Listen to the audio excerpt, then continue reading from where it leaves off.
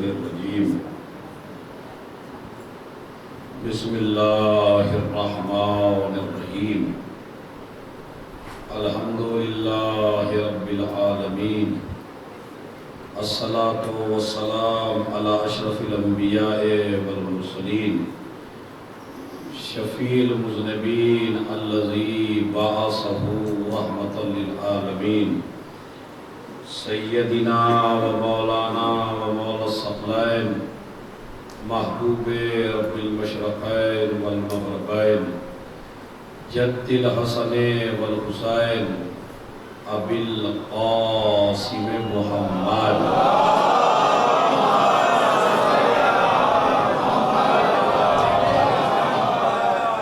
وعلی اہل بیتہ الطیبین الطاہرین المعصومین المظلومین الذین اذهب اللہ عنہم الرجس وطہرہم تطہیرا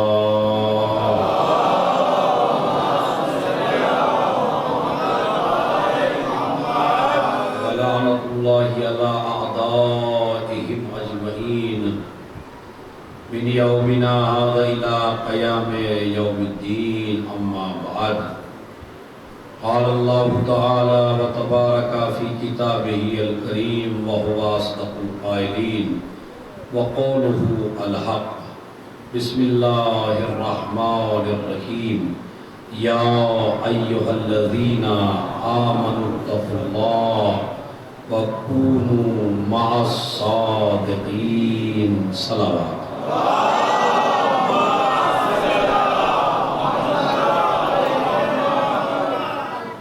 بہت خوشی اس بات کی ہوئی کہ مجلس بڑی غور سے سنی جا رہی ہے، اور میں نے پرسوں آپ سے وعدہ کیا تھا کہ وضو کے بارے میں آپ کو بتاؤں گا، تو کل کی مجلس تھوڑا سا ڈیفرنٹ تھی اس لیے میں نہیں بتا سکا۔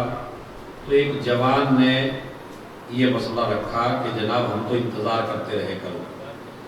اس کا مطلب یہ ہے کہ پوچھنے والوں کی اب کمی نہیں ہے، بتانے والوں کی کمی ہے، تو لہٰذا میں اس موضوع پہ ضرور گفتگو کروں گا، لیکن چونکہ وقت کم ہے، مطالب زیادہ ہیں، اشرے کے عنوان میری نہیں سمجھ میں آتا کہ مکمل ہو پائیں گے۔ آج میں وہ موضوع جو چل رہا ہے اس کو تھوڑا سا بالکل مختصر کرتے ہوئے دوسرے حصے میں اس کے داخل ہوتے ہوئے آپ حضرات کی خدمت اس طرح کروں میں کہ ہم ابھی تک یہ ثابت کر رہے ہیں ہماری ذمہ داریاں کیا ہیں اور ہمیں سچوں کے ساتھ ہونا چاہیے، لیکن سوال یہ پیدا ہوتا ہے کہ وہ سچے ہیں کون؟ آج کا موضوع یہ ہے کہ وہ سچے کون ہیں کہ جن کے ساتھ ہمیں ہونا ہے، جن کی بات ہمیں ماننا ہے، جن کے دین پر ہمیں چلنا ہے، جن کو ہمیں فالو کرنا ہے۔ میرے جوان بھائی میرے ساتھ رہیں گے انشاءاللہ، جلدی آپ حضرات کی خدمت میں بیان کرنے کی کوشش کروں گا کہ وہ سچے ہیں کون۔ تو اگر ہم سچے کسی مولوی سے پوچھیں تو وہ اپنے رشتہ داروں کو بتائے گا، اگر کسی صحابی سے پوچھیں تو وہ بھی اپنے رشتہ داروں کو بتائے گا۔ لہذا نہ ہم سچے کسی صحابی سے پوچھتے اور نہ سچوں کے بارے میں کسی آدمی سے پوچھتے، ہم سچوں کے بارے میں قرآن سے پوچھتے ہیں کہ وہ سچے کون ہیں کہ جن کے ساتھ اللہ پوری کائنات کو کرنا چاہتا ہے، وہ سچے کون ہیں۔ اب قرآن مجید نے آواز دی، اور وہ آواز کیا ہے کہ اگر آپ کو سچوں کو پہچاننا ہے تو آپ آیہ مباہلہ پڑھ لیجئے۔ آیہ مباہلہ کیا ہے وہ بھی سن لیجئے۔ فَمَنْ حَاجَّكَ فِيهِ مِنْ بَعْدِ مَا جَاءَكَ مِنَ الْعِلْمِ فَقُلْ تَعَالَوْا نَدْعُ أَبْنَاءَنَا وَأَبْنَاءَكُمْ وَنِسَاءَنَا وَنِسَاءَكُمْ وَأَنفُسَنَا وَأَنفُسَكُمْ ثُمَّ نَبْتَهِلْ فَنَجْعَلْ لَعْنَةَ اللَّهِ عَلَى الْكَاذِبِينَ۔ کہ اگر تم سے یہ لوگ جھگڑا کرتے ہیں اور تمہاری بات نہیں مانتے ہیں تو اے میرے پیغمبر ان سے کہو کیا کہو تم اپنے بیٹوں کو لاؤ ہم اپنے بیٹے لاتے ہیں، تم اپنی عورتیں لاؤ ہم اپنی عورتیں لاتے ہیں، تم اپنے نفس لاؤ ہم اپنے نفس لاتے ہیں، اور پھر ایک دوسرے پر اللہ کی لعنت کرتے ہیں جھوٹوں کے اوپر۔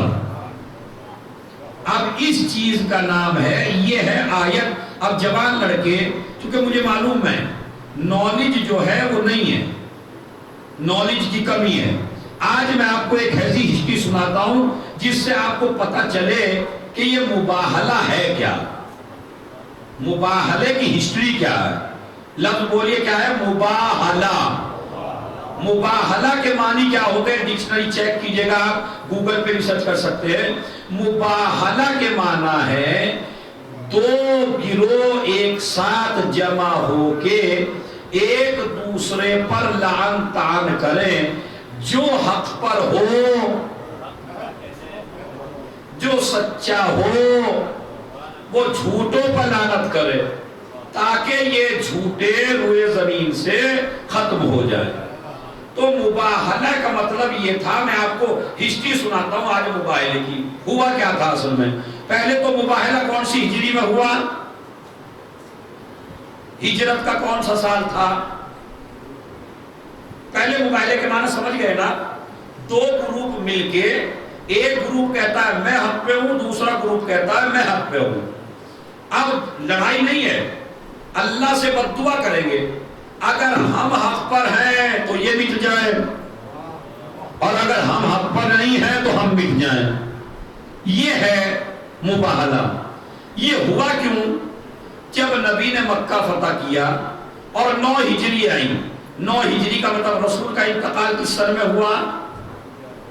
سن 11 ہجری میں، ہجرت کے 11 سال بعد۔ مباہلہ ہوا 9 ہجری میں، یعنی رسول کی وفات سے 2 سال پہلے۔ جب مکہ فتح کر لیا 8 ہجری میں، تو رسول نے نصارے نجران، نجران ایک بستی تھی جس میں 70,000 تعداد رہتی تھی عیسائیوں کی، چھوٹی چھوٹی بستیاں تھیں، چھوٹی چھوٹی بستیاں تھیں، 70,000 آدمی رہتے تھے، کچھ اس علاقے میں، کچھ اس علاقے میں، کچھ اس علاقے میں، سارے کے سارے کرسچن تھے، سارے کے سارے عیسائی تھے۔ لیکن یہ پہلے عیسائی نہیں تھے، سب سے پہلے یہ بت پرست تھے، پوری کی پوری بستیاں بت پرست تھیں۔ ایک معمار، ایک مکان تعمیر کرنے والا روم سے آیا نصارہ کے پاس، نجران میں، یعنی نجران میں روم سے ایک آدمی آیا جو مکان چینا کرتا تھا، تعمیر جسے معمار کہتے ہیں، معمار آیا، اور آنے کے بعد اس معمار نے، چونکہ وہ عیسائی تھا، جس کے بھی گھر بنائے اسی کو وہ اپنے دین کی تبلیغ کرتا تھا، گھر بھی بناتا رہتا تھا، تبلیغ بھی کرتا رہتا تھا، گھر بھی بنا۔ تو اس کا مطلب ہے تبلیغ خالی مولویوں کا کام نہیں ہے، توجہ چاہتا ہوں، تبلیغ کا حق خالی مولوی کو نہیں ہے، تبلیغ کا حق ہر اس جوان کو ہے جس کے پاس مذہب کی نالج ہو۔ ارے میرے جملے کو ضائع کر دیا آپ نے۔ اسلام یہ نہیں کہتا مولوی کی ذمہ داری ہے، اسلام کہتا ہے تم جج ہو، تم وکیل ہو، تم عہدیدار ہو، تم سپاہی ہو، مگر اپنے مذہب پہ ہو نا، تو تمہیں اپنے مذہب کی اتنی ریسرچ ہونی چاہیے کہ اپنا مذہب دوسروں تک آپ پہنچا سکیں۔ انصاف سے بتائیے، اس مجلس میں، یہ مجلس مخصوص ہے جناب علی اکبر سے، آپ جناب علی اکبر کی قسم کھا کے بتائیے جتنے جوان بیٹھے ہوئے ہیں، کیا ان جوانوں کو اپنے مذہب کی اتنی نالج ہے کہ اگر کوئی غیر شیعہ آپ کے پاس آ کے کہے کہ مجھے شیعہ کر دیجئے تو کیا آپ کر سکتے ہیں؟ نیٹ ورک خراب چل رہا ہے، کوئی مولوی بھی نہیں مل رہا ہے، ٹیلی فون بھی نہیں کر پا رہے ہیں، کسی مولوی سے ملاقات بھی نہیں ہو پا رہی ہے۔ ایک آدمی کہتا ہے میرے پاس 1 گھنٹے کا وقت ہے، مجھے شیعہ بنا لو، فون نہیں مل رہا ہے، مولوی نہیں مل رہا ہے۔ تو کیا محشر میں شہزادی کونین اس جوان سے سوال نہیں کریں گی تو نے پی ایچ ڈی کی، تو نے دنیاوی تعلیم لی، تو نے بڑا کمایا، تو نے ہر چیز میں ریسرچ کی، تو اپنے زمانے کا مائنڈیڈ آدمی شمار کیا جاتا تھا، لیکن تو نے ہمارے دین کو پڑھا کیوں نہیں؟ یہ جب سوال شہزادی کونین آپ سے کریں گی تو مولوی کو تو بڑا اچھا جواب دیتے ہو تم، مگر شہزادی کو کیا جواب دو گے؟ اور اگر نہیں دیں گے تو آج محرم کی 6 تاریخ سے یہ عہد کر کے اٹھے علی اکبر سے کہ اب جہاں ہماری دوسری ذمہ داریاں ہیں، ہماری ایک ذمہ داری یہ بھی ہے کہ ہم اپنا اتنا دین پڑھیں گے کہ تاکہ دوسرے کو بتا سکیں کہ ہمارا مذہب حق ہے۔ اس پہ وعدہ کروں گی، مجھے لگ رہا ہے کچھ وعدہ نہیں کریں گے آپ۔ ایک صلوات پڑھیں محمد اللہ۔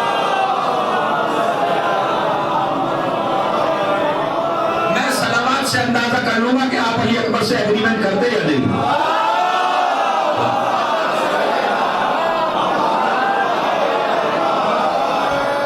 یعنی آپ ہفتے میں 2-3 دن اپنے مذہب کی ریسرچ کریں گے۔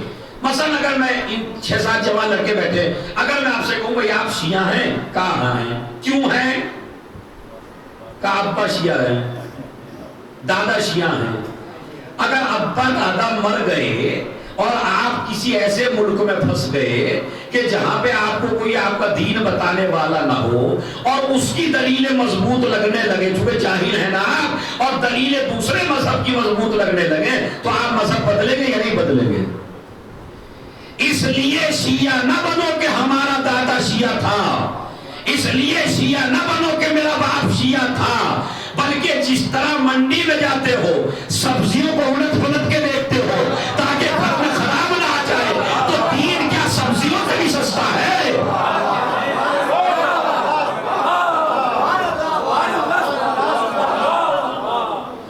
ایک صلوات بھیج دیں محمد۔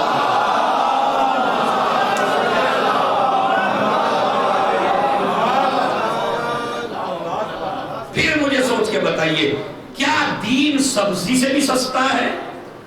کہ میں نے، میری بہنوں نے اس لیے مان لا کہ اماں شیعہ ہیں، آپ نے اسے، ویسے آپ کی عقل بہت زیادہ چلتی ہے، مجھے آپ یہ بتائیے کون سی چیز ہے جو آپ نے سیکھنا چاہیے اور نہیں سیکھی؟ انٹرنیٹ پیدا ہوتے ہی سیکھ لیا تھا آپ نے؟ نہیں سیکھا، آیا ہے نہیں آیا؟ گوگل چلانا، واٹس ایپ چلانا، یوٹیوب چلانا، یا کمپیوٹر چلانا، یا ویب سائٹ بنانا، یہ سب آپ نے سیکھا یا نہیں سیکھا؟ تو نہیں سیکھا تو مذہب کیوں نہیں سیکھا؟ اور اگر مجلسیں بھی کرائیں تو مجلسوں میں خطیب کو یوں کہا بس ایسی پڑھو جو واہ واہ ہو جائے میری، مطلب اس کی نہ ہو، میری واہ واہ ہو۔ مجلسیں اسی لیے بگڑ گئی ہیں خدا کی قسم۔ اگر بانی ازا کہہ دے کہ جناب کوئی داد دے یا نہ دے، مگر آپ اس ٹاپک پہ پڑھیے گا، چونکہ ہمارے بچوں کو آتا نہیں ہے۔ خدا کی قسم آدھے سے زیادہ خطیبوں کو تم سدھار سکتے ہو، خطیبوں کا سدھارنا مجمع کے ہاتھ میں۔ اگر مجمع حق بات سننے لگے تو خطیب کو نقطے بنانے کی ضرورت ہی نہیں ہے۔ یہ نقطے اسی لیے تو بناتا ہے تاکہ آپ کو جذباتی بنائے۔ کہیے ہمیں جذباتی نہ بنائیے، ہمیں عالم بنائیے، ہمیں ہسٹری سمجھائیے۔ اب میں آپ کو سمجھاتا ہوں کہ ایک خالی عیسائی، ایک کرسچن، ایک معمار جس کے پاس نالج تھی، اور 70,000 جس بستی میں آدمی رہتے تھے، چھوٹی چھوٹی بستیاں تھیں نجران میں، تو اس 70,000 کو جو بت پرست تھے انہوں نے اپنی تعلیم سے، اپنی نالج سے اس کرسچن نے سب کو کرسچن بنا دیا، اور یہ پورے نصارے نجران کہلائے جانے لگے۔ یعنی تھے بت پرست، تھے کافر، مگر آج ان کو تبلیغ کی، کل ان کو تبلیغ کی، پرسوں ان کو تبلیغ کی، پھر 6 دن کے بعد اس کو تبلیغ کی، ایک آدمی بنا، پھر 2 آدمی بنا، پھر 3 آدمی بنا، اسی طرح رفتہ رفتہ اس نے سب کو اپنے نظریے کا مالک بنا لیا۔ 9 ہجری تک یہ سارے نصارے نجران بن گئے، کرسچن بن گئے۔ پیغمبر اکرم نے ان کو خط لکھا، نصارے نجران کو۔ اب سمجھ گئے؟ نصارہ، نجران جگہ کا نام تھا، نصارہ یعنی کرسچن۔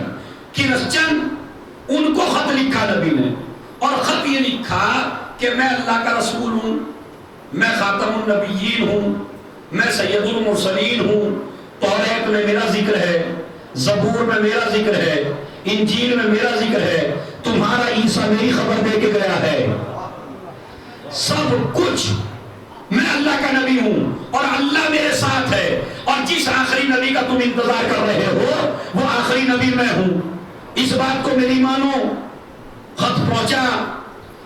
ان کا جو اسقف تھا، اسقف کہتے ہیں پوپ، جو سب سے بڑا ان کا پوپ تھا، اس کا نام تھا ابو الحارث۔ کیا نام تھا؟ ابو الحارث۔ ان کے پوپ کا نام تھا ابو الحارث۔ اس کی عمر تھی 120 سال۔ اس نے خط کو پڑھا۔ خط کو پڑھنے کے بعد جو اس کے 2 شاگرد تھے بڑے بڑے، ان کو بلایا۔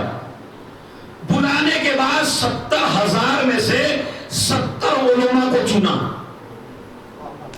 70 علماء کو بلایا۔ بلانے کے بعد مسئلہ ان کے سامنے رکھا، اور مسئلہ سامنے رکھنے کے بعد جتنے جاہل تھے ان کو الگ کر دیا، جتنے نصارہ تھے ان کو الگ کر دیا۔ کہا یہ تمہارا کام نہیں ہے، سب اپنے گھر سو آرام کرو، لیکن آج ہمارے مذہب پہ وقت پڑا ہے، جو بھی علماء کی ٹیم ہے وہ پوری آ جائے۔ علماء میں سے بھی کچھ کو چھانٹ دیا، جو بڑے بڑے علماء تھے ان کو بٹھایا اور کہا اس خط کی تحقیق کرو اور اس نبی کی تحقیق کرو کہ وہ سچا ہے یا معاذ اللہ جھوٹا ہے، اور تحقیق کر کے بتاؤ۔ اس کا مطلب ہے کہ کرسچن نے ہمیں ایک سبق دے دیا کہ اگر مسئلہ مذہب کا ہو تو جاہلوں کو نہیں سونپا جاتا۔ مذہب کا مسئلہ جاہلوں کو نہیں سونپا جاتا، علماء کو بلایا جاتا ہے۔ علماء کو بلایا، 70,000 میں سے 40 کو چنا، 40 آدمیوں کو، 40 علماء کو، اور کہا جاؤ اور مدینے میں دیکھ کے آؤ کہ آخر وہ کہتا کیا ہے اور وہ ہم سے کیا چاہتا ہے۔ 40 آدمیوں کا گروپ چلا، 22 ذی الحجہ کو مدینے میں پہنچا۔ 23 ذی الحجہ کو 40 میں سے بھی کم ہو گئے۔ انہوں نے کہا بھئی ایسا نہ ہو، مذہب کا معاملہ ہے، کہیں الٹا سیدھا نکل جائے کسی کے منہ سے۔ تو جو بڑے معتبر تھے ان 40 میں بھی وہ گئے۔ سونا پہنا، ریشمی لباس پہنا، زرق و برق کپڑے پہنے، چمکدار لباس پہنا، نبی مسجد نبوی میں تھے، نبی کو جا کے سلام کیا، نبی نے سلام کا جواب دے کے منہ پھیر لیا، نبی نے ان سے بات نہیں کی۔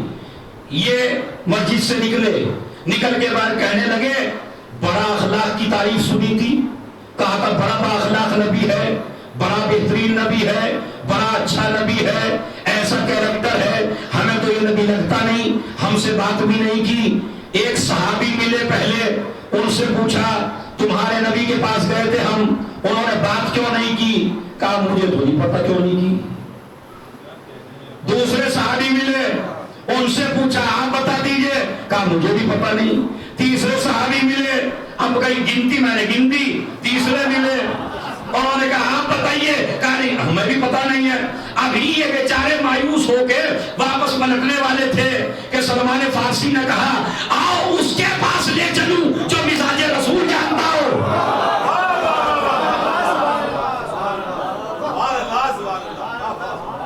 آج انشاءاللہ صلوات ایسی پڑھیے تاکہ مباہلہ تمہارے ذہنوں میں اتار دوں۔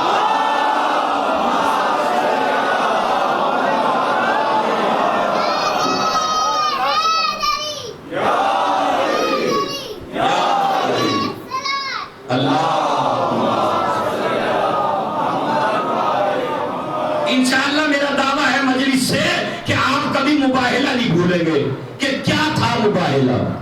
چلیے علی کے پاس لے گئے، اے علی ہم تمہارے نبی کے پاس گئے تھے، پہلے تو ہمیں خط بھیج کے بلوایا اور اب ہم گئے تو بات نہیں کی۔ علی نے ایک نظر ڈالی لباس کے اوپر اور یہ کہا کہ کیا یہی لباس پہن کے گئے تھے جو پہن رکھا ہے؟ سونے کا لباس، ریشمی لباس، سونے سے منقوش. انہوں نے کہا لباس تو یہی ہے. کہا تو پہلے تم یہ بتاؤ کسی بادشاہ کے پاس گئے تھے یا نبی کے پاس گئے تھے؟ ارے توجہ چاہتا ہوں. کسی نبی کے پاس گئے تھے یا کسی بادشاہ کے پاس گئے تھے؟ کہا گئے تو تھے نبی کے پاس. کہا تو لباس بدلو، لباس چینج کرو. کہا کیوں؟ سنیے سنیے سنیے، بڑا مسئلہ آ رہا ہے. کہا ہماری شریعت میں مرد کے لیے ریشمی لباس حرام ہے. ہماری شریعت میں مرد کے لیے سونا چاہے پہن لیجئے گا مگر بول دیجئے گا کیا ہے؟ مرد کے لیے سونا ویسا سونا نہیں. مرد کے لیے سونا پہننا حرام ہے.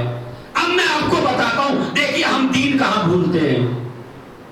شادی ہونے لگی، سسرال نے سونے کی انگوٹھی چڑھائی. شیعوں میں، اہل بیت والوں میں، علی والوں میں ساس کی خواہش ہے داماد جی ایک دفعہ پہن لو بس. داماد بیچارہ تھوڑا سا مجلس سنے میں تھا، اس نے کہا قبلہ نے کہا حرام ہے. اگر اسے قبلہ یاد آ جائے اس وقت تو یہ بھی مسئلہ ہے. کہا نہیں، انہوں نے کہا ہمارا دل رکھنے کے لیے پہن لو. تو کبھی کبھی جوانوں کو میں نے بہکتے دیکھا. ایک تو میں گزارش کروں گا اپنی ماں بہن سے کہ کبھی بھی شادی کے وقت ایسی خواہش نہ کیجیے گا جو حرام ہو. اس لیے کہ قانون شریعت علی نے نہج البلاغہ میں بتایا لا طاعۃ لمخلوق فی معصیۃ الخالق. ارے بندے کو خوش کرنے کے لیے اپنے خدا کو ناراض نہ کرو.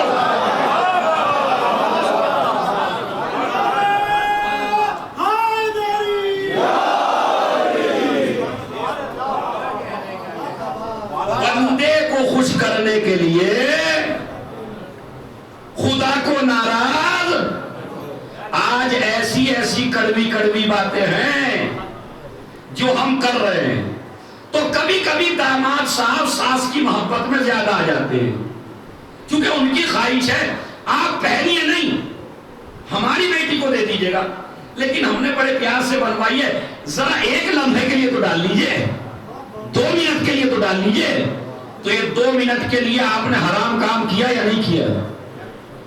اسلام کہتا ہے مرد کے لیے چاندی ہے، مرد چاندی پہنے، عورت سونا پہنے. مگر داماد کی ارے بھائی آپ نے بنوائی کیوں جب یہ حرام ہے؟ آپ نے لڑکے کی انگوٹھی سونے کی بنوائی کیوں ہے؟ کہا نہیں ہمارا دل رکھنے کے لیے. تو خبردار جوانوں، علی اکبر کی اس مجلس میں یہ ایگریمنٹ کر کے اٹھنا ہے کہ ہم کبھی بھی کسی کو خوش کرنے کے لیے اپنے خدا کو ناراض نہیں کریں گے. اسی طرح ریشمی لباس حرام ہے مرد کے لیے، مگر ایک جگہ جائز ہے. وہ سنیے کہاں ہے. ایک جگہ مرد کے لیے ریشمی لباس جائز ہے جب یہ میدان جنگ میں جائے، تاکہ اگر اس پہ تلوار کا وار پڑے تو وار اچٹ جائے. اسلام تمہاری کتنی حفاظت کرنا چاہتا. یہ سونے کا لباس اتارو. اسی طرح ایک اور رسم ہے ہمارے یہاں، میری ماں بہنیں غور سے سنیں. وہ نامحرم کو شکل دکھانا شریعت میں حرام ہے، مگر دوست دولہے صاحب اپنے دوستوں کو لائے ہیں، کہانی منہ دکھائی ہوگی. 4 پیسوں کے لیے کتنے دے جائیں گے؟ وہ 1000 دے جائے گا، 2000 دے جائے گا، 4000 دے جائے گا، 5000 دے جائے گا. عورت بیچاری مجبور ہے. بعض میں نے دیکھا ہے خواتین کہتی ہیں، بیچاری لڑکیاں کہتی ہیں میں کسی کے سامنے نہیں آنا چاہتی، مگر لڑکا کہتا ہے دوستوں کے سامنے آنا پڑے گا.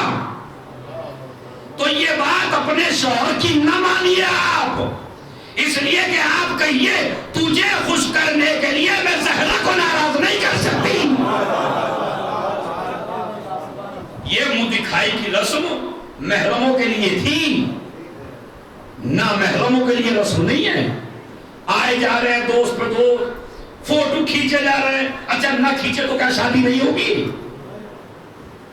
باقاعدہ دوسرے مذہب کا آدمی آتا ہے تمہاری ویڈیو بناتا ہے.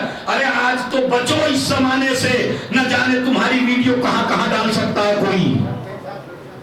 ایک دفعہ عزت چلی جائے گی تو عزت ہاتھ نہیں آئے گی. یہ ختم کرو منہ دکھائی. ارے منہ دکھانا ہے تو ایسا منہ بناؤ جو خدا دیکھے، جو رسول دیکھے، جو اہل بیت دیکھے.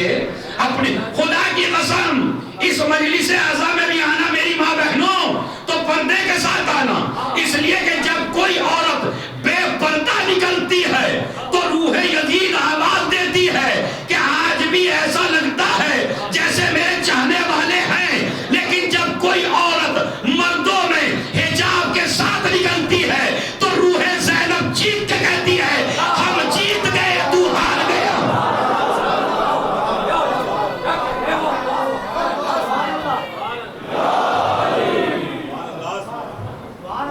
ایک صلوات بھیجتے ہیں محمد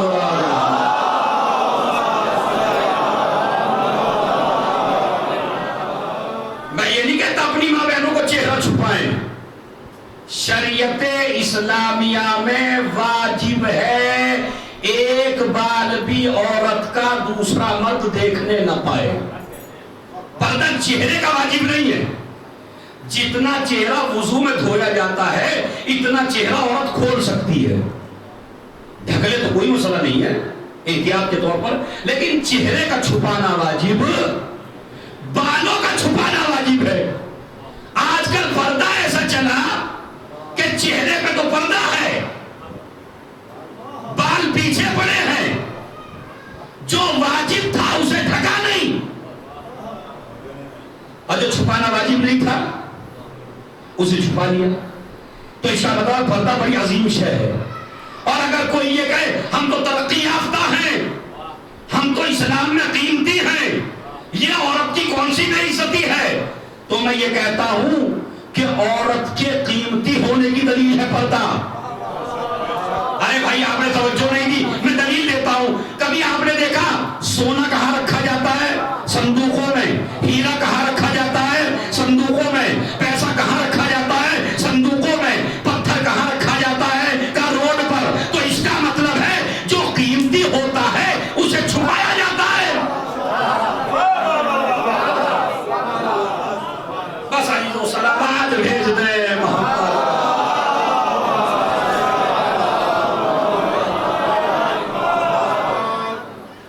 ایک صلوات اور پڑھیے، مجھے پتا تھا اس میں تو ہلکی ہو جائے گی بھائی.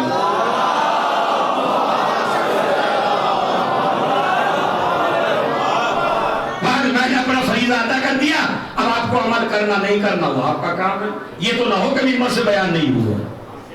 ایک غلط چیز اور چلی ہے ہمارے یہاں، اس غلط کو آپ محسوس کریے. سوسر سے، خسر محترم سے، لڑکے کے باپ سے بہو کے اوپر پردہ واجب نہیں ہے. سمجھ رہے ہیں؟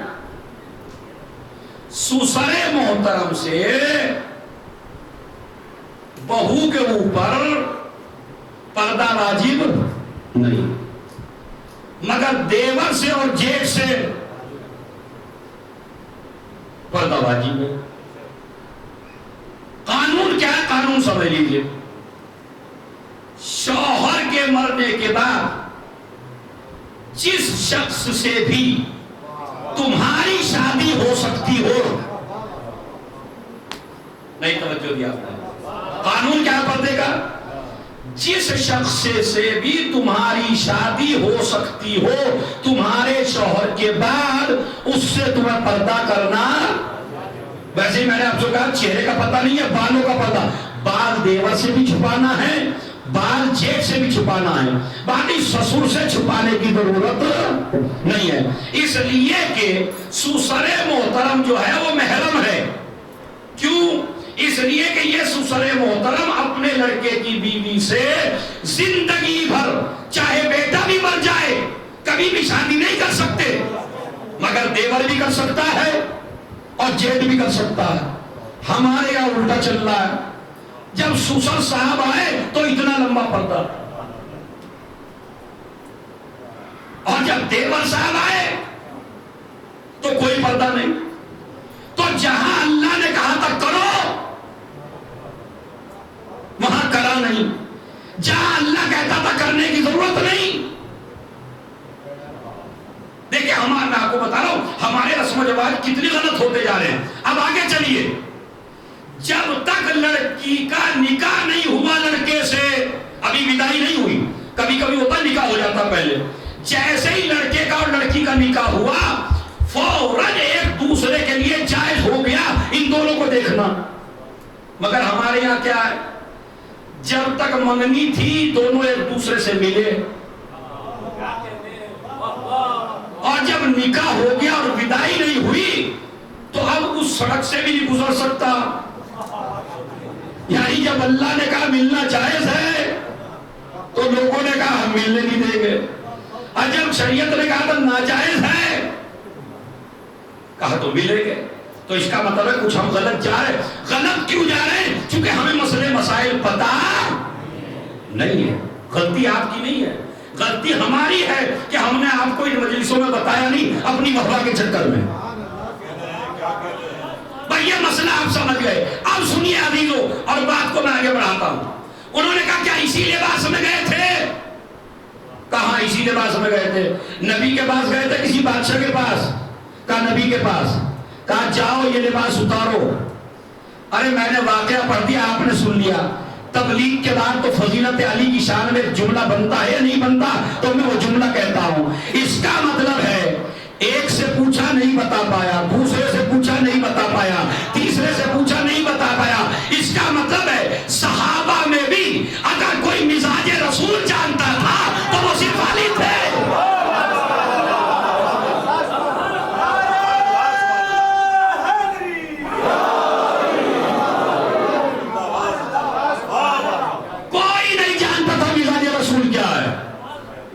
علی کے علاوہ علی جانتے تھے مزاج رسول کیا۔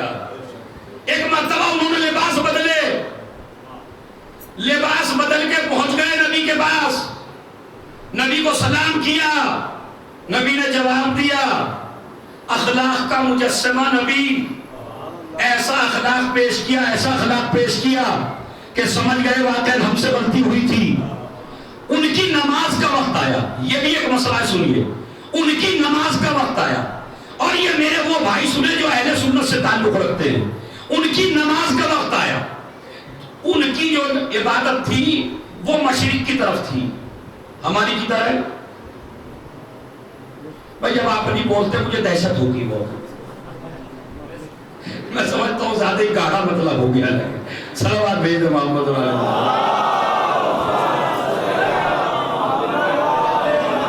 ارے بھائی یہ تو بتا ہی سکتے ہیں آپ کس طرف رک کر کے نماز پڑھتے ہیں؟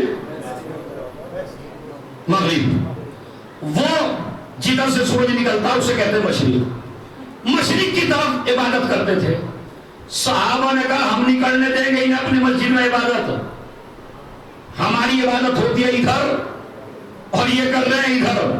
نبی نے فرمایا لا اکراہ فی الدین، دین میں کوئی جبر نہیں ہے، یہ اپنے مذہب میں آزاد ہیں، انہیں چاہے جیسی عبادت کرنا انہیں کرنے دے، چونکہ اپنے مذہب پہ باتی ہیں۔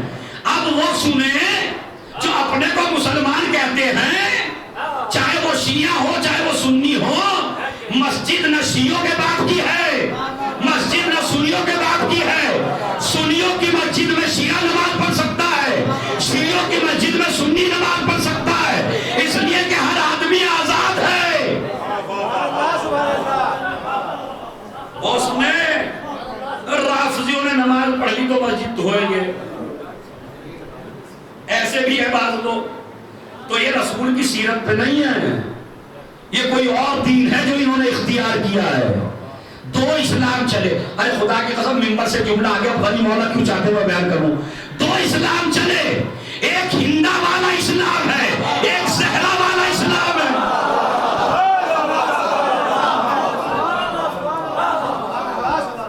اب ہندا والے اسلام کو مانیے یا زہرا والے اسلام کو مانیے, یہ آپ کو اختیار ہے.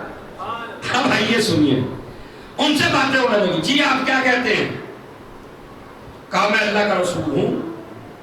کہا اچھا آپ کا کیا عقیدہ ہے؟ کہا ہمارا عقیدہ یہ ہے کہ عیسیٰ اللہ کے بیٹے ہیں. نبی نے کہا تمہارا عقیدہ ایسا کیوں ہے؟ انہوں نے کہا آپ کے نام کا, آپ کے باپ کا نام. کہا عبداللہ. کہا ابراہیم کے باپ کا نام. کہا فلاں صاحب. کہا یوسف کے باپ کا نام. کہا فلاں صاحب. کہا موسیٰ کے باپ کا نام. کہا فلاں صاحب. اب نبی بتاتے جا رہے ہیں. انہوں نے کہا عیسیٰ کے باپ کا نام. رسول نے کہا عیسیٰ کے باپ نہیں تھے. کہا جب تم سب نبیوں کے باپ تھے تو عیسیٰ کے کیوں نہیں تھے؟ اور اگر نہیں تھے تو پھر اللہ ہے, اس کو کاٹ کے دکھاؤ. نبی خاموش ہیں. جبرائیل آیت لے کے نازل ہوئے, ان مسئلہ عیسیٰ عند اللہ ہے کا مسئلہ آدم. اگر تم یہی بات کہتے ہو کہ عیسیٰ اللہ کے بیٹے ہیں تو عیسیٰ کی مثال اللہ کے نزدیک آدم جیسی ہے. ارے نہیں بھائی, عیسیٰ کی مثال اللہ کے نزدیک آدم جیسی ہے. کم سے کم عیسیٰ کے ماں تو ہے. تو پھر آدم کو کیوں نہیں مانتے خدا؟ حوا کو کیوں نہیں مانتے خدا؟ نہ ان کے ماں ہے نہ ان کے باپ ہے. نبی نے دلیل دی, انہوں نے نبی کی دلیل کو نہیں مانا. نبی دلیل پہ دلیل دیتے رہے, انہوں نے نبی کی دلیل کو نہیں مانا. مجھے یہ بتائیے نبی کس چیز سے سمجھا رہے تھے انہیں؟ بھائی بہت بڑا مسئلہ ہے بابا. نبی کس چیز سے سمجھا رہے تھے؟ نہیں بول دیجیے آپ. کون سی آیت قرآن مجید نازل ہوا نا, تو نبی کس سے سمجھا رہے تھے انہیں؟ قرآن سے.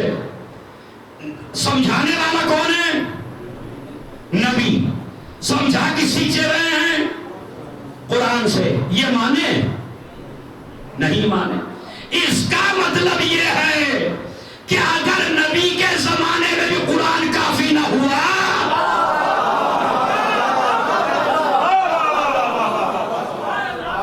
بھائی میں کیا کروں, اس سے زیادہ کھل کے نہیں کر سکتا ہوں. ایک سلامات بھیج دے محمد علیہ محمد.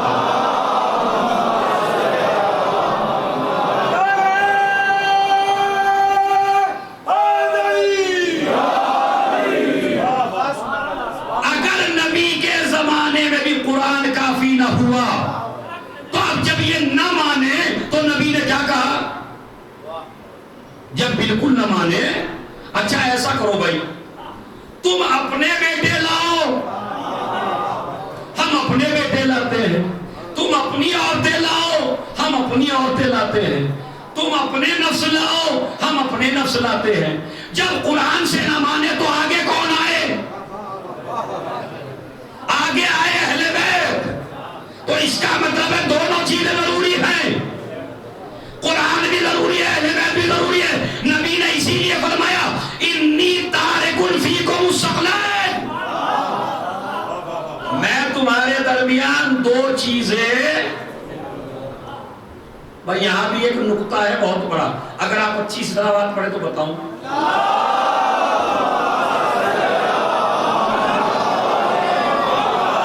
ایسی سلامات بھی نہیں بتاؤں گا بھائی.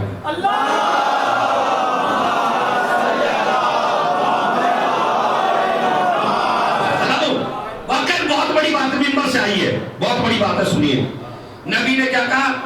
دو چیزیں چھوڑے جا رہا ہوں. یہ نہیں کہا دو چیزیں بنا کے جا رہا ہوں. ارے یہ عربی کی رامت ہے بھائی. بنانے کے لیے عربی میں ایک لفظ آتا ہے, انی جاعل فی الارض, میں زمین پر خلیفہ بنانے والا ہوں. تو اسے کہتے ہیں بنانا. تارک کا لفظ ہے تارک, انی تارکن, میں چھوڑ کے جا رہا ہوں. یعنی کیا مطلب؟ ارے جب نبی کو بھی بنانے کا حق نہیں ہے،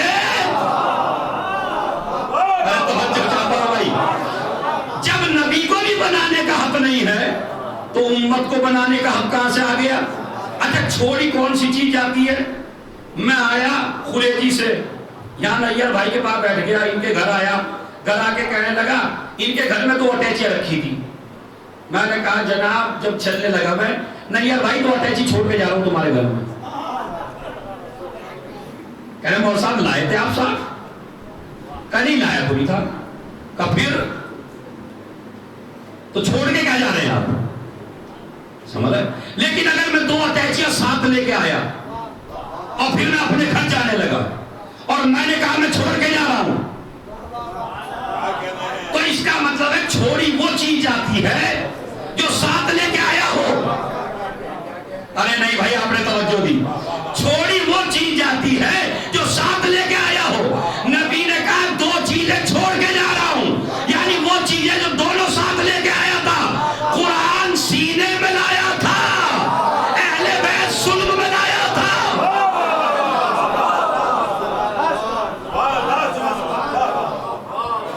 2 چیزیں چھوڑ کے جا رہا ہوں۔ اچھا یہ 2 چیزیں کیوں ضروری ہیں مجھے بتائیے۔ اگر آپ کو ایک باریک تار پہ چلنا ہو، سرکس دیکھا ہے آپ نے، اگر ایک باریک تار پہ چلنا ہو تو اس کے چلنے کا طریقہ کیا ہے؟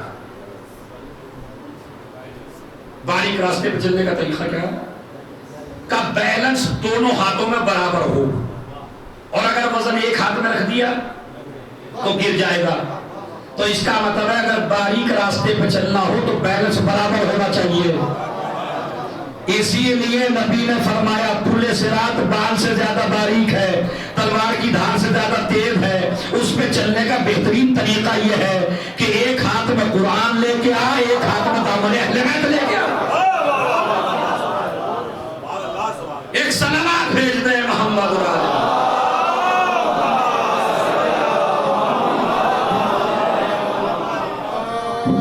اب اسے کہتے ہیں مباہلہ۔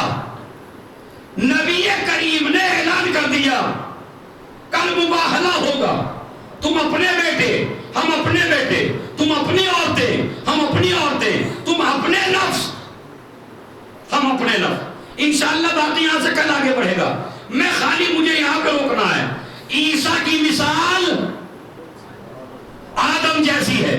مثال کب دی جاتی ہے؟ ایک دوسرے سے، جب ایک دوسرے میں شباہت موجود ہو، جب ایک دوسرے میں شباہت موجود ہو۔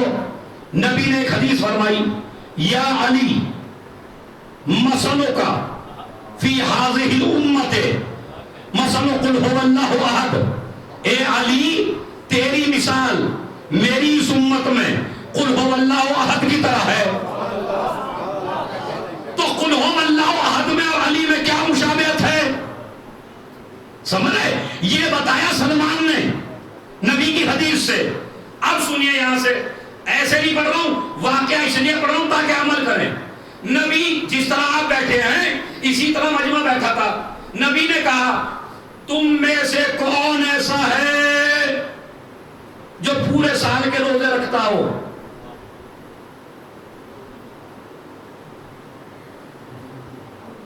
تم میں سے کون ایسا ہے؟ میں نہیں کہہ رہا ہوں آپ سے، نبی کہہ رہے ہیں اپنے اصحاب سے۔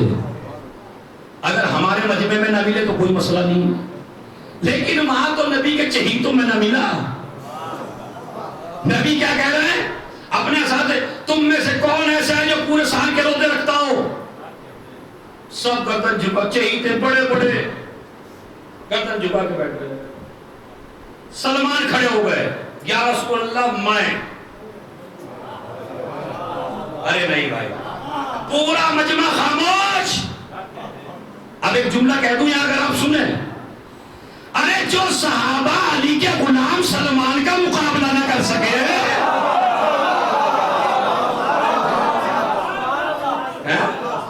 وہ بھلا علی کا مقابلہ کیا کریں گے؟ اور نے کہا تم میں سے کون ایسا ہے جو سال بھر کے روزے رکھتا ہو؟ یا رسول اللہ میں۔ اس کا مطلب ہے علی والوں واقعہ میں میسج یہ ہے کہ جب بھی کار خیر کا کوئی مسئلہ ہو تو وہاں پہ اٹھنے والا علی والا ہونا چاہیے۔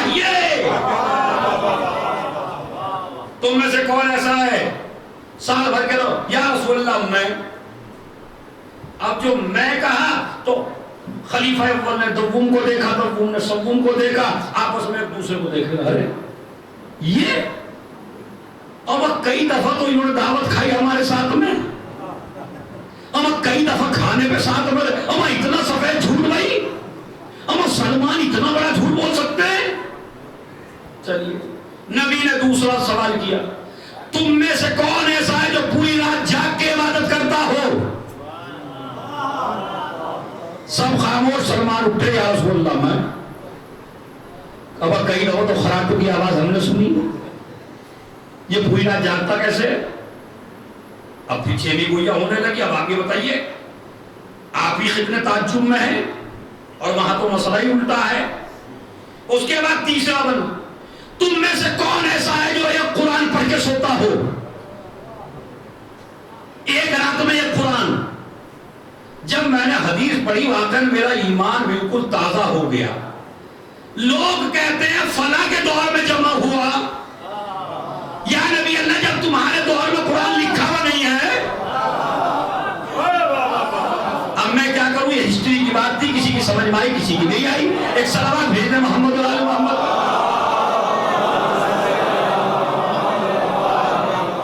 اس لیے کہ آج کا زمانہ، میں نے پھر کہا آج کا زمانہ نکتے بازی کا نہیں، آج کا زمانہ ہے جوانوں کو سادے انداز میں ہسٹری سناؤ آپ، تاکہ ان کی سمجھ میں آئے۔ اور نہ نکتہ میں نے بہت بڑا کہا تھا، تاریخ کا نکتہ ہے، لیکن مجھے کوئی صدمہ نہیں اس کا، چونکہ مجھے معلوم ہے۔ اب آئیے، تم میں سے کون ایسا ہے جو پوری رات جا کے عبادت کرتا ہو؟ یا میں۔ قرآن کون پڑھتا ہے روز ایک؟ یا رسول اللہ میں۔ تمام صحابہ کھڑے ہو گئے۔ سلمان جھوٹے ہیں، ہم نے کئی دفعہ کھاتے ہوئے دیکھا، کئی دفعہ سوتے ہوئے دیکھا، بالکل غلط بول رہے ہیں۔ نبی نے ایک جملے میں بات ختم کر دی، کہا سلمان کی مثال لقمان جیسی ہے۔ ارے کیا کروں میں، یعنی لقمان حکیم تھے، حکیموں کی بات جاہلوں کی سمجھ میں نہیں آتی۔ اب آپ سمجھے، اما جی مجمع کا ذہن اتنا کمزور ہو کہ سلمان کو نہ سمجھ سکے، وہ مجمع علی کے کلام کو کیا سمجھے گا؟ انہوں نے کہا میں کہا پوچھو ہی سے، اے سلمان کئی بار ہم نے تم کو دن میں کھاتے ہوئے دیکھا ہے، تم کہتے ہو میں نے روزے رکھے پورے سال کے، اتنا بڑا جھوٹ کیسے بولا؟ کہا میں کیا کروں، جب تم نبی کی برابر میں رہتے ضرور ہو مگر نبی کی بات سنتے نہیں ہو، تم بیٹھتے تو بہت ہو نبی کے پاس لیکن نبی کی بات تمہاری سمجھ میں نہیں آتی۔ یہ کیسا نظام؟ کہا کیا نبی نے ایک دفعہ نہیں کہا تھا جس نے مہینے میں 3 روزے رکھ لیے گویا کہ اس نے پورے مہینے کے روزے رکھ لیے؟ اور کیا تم نے قرآن نہیں پڑھا من جاء بالحسنۃ فلہ عشر امثالھا، جس نے ایک نیکی کی اللہ اس کے بدلے میں 10 لکھے گا۔ جب میں 3 روزے رکھ لوں گا ایک مہینے میں تو ایک روزہ 10 کے برابر، 3 روزے مہینے کے برابر ہر مہینے۔ اور یہ تو دعویٰ علی کے غلام نے کم کیا، ورنہ پورے رجب کے رکھتا ہوں، پورے شعبان کے رکھتا ہوں، پورے رمضان کے رکھتا ہوں۔ میرا حساب تو اور بھی اعلیٰ ہے۔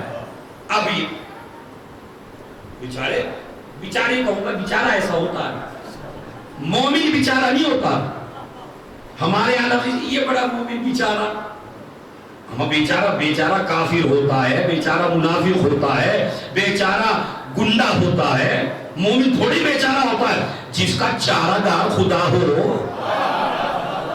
مومن کو الٹا سیدھا لفظ نہ کہا کریں۔ چلیے، اور نے کہا اچھا دوسرا مسئلہ، تم پوری رات جاگ کے عبادت کرتے ہو، ہم نے تمہیں سوتے میں دیکھا ہے۔ کہا یہ بھی تم نے نبی کی حدیث نہیں سنی، میں کیا کروں؟ نبی نے فرمایا اگر کوئی انسان رات کے وقت وضو کر کے سو جائے تو ایسے ہی ہے جیسا کہ پوری رات جاگ کے عبادت کر رہا ہو۔ ایک صلوات بھیج دیں محمد۔